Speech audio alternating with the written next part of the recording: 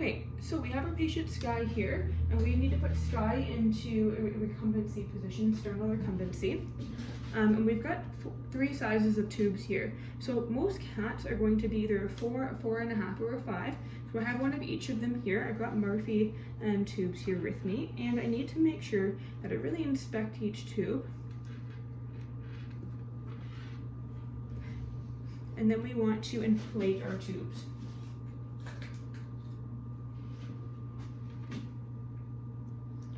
So you can see I'm inflating our tubes here.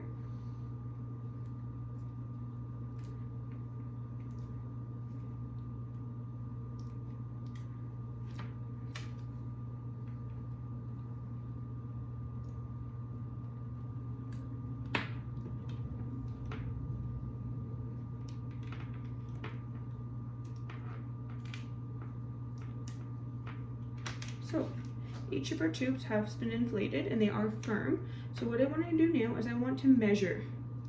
So I've inflated all of my pilots here. So now I want to make sure that that stays inflated, but I'm going to measure. So we need to be in a sternal recumbency position.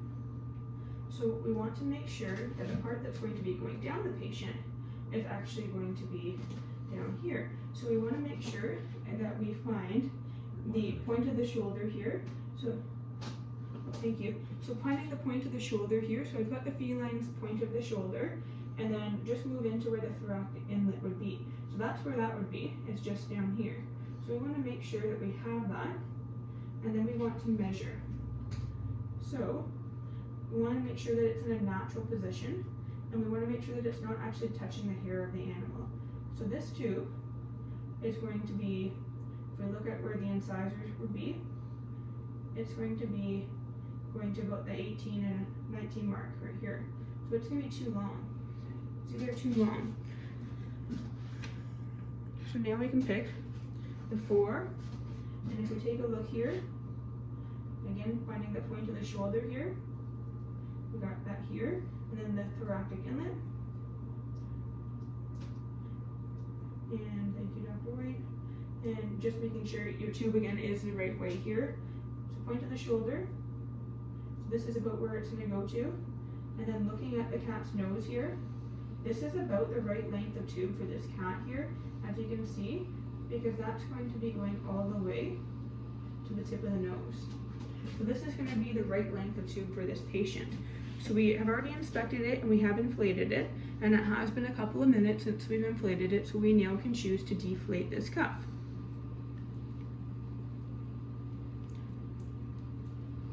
So I've deflated the cuff here, and this is about the right length for us. And now we want to apply a little bit of sterile lube to it.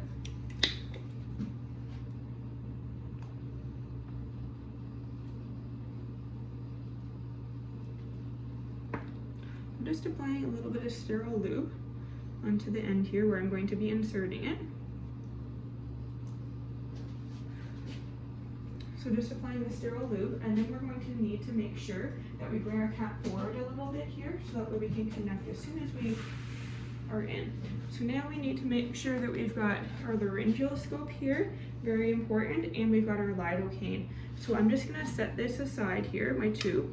I'm just going to set it down on my sterile guides, on my sterile loop. And I've got my lidocaine and my laryngeal scope here.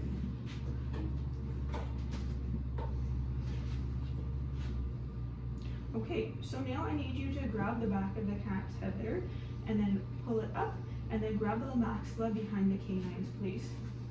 So now I need to make sure that this is in my left hand because I am right-handed, and I just give it a quick little spray while I'm visualizing the glottis there.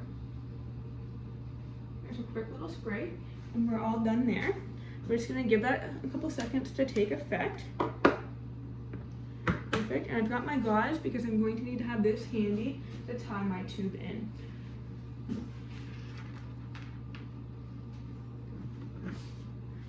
Okay, now I have my laryngeal scope again.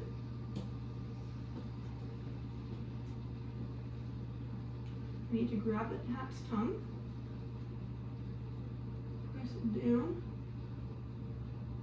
So we're gonna have to stop here for a second because our cat is still awake. So we're gonna have to make sure that we are making sure that the cat is fully sedated before we go ahead. The cat is not ready here yet.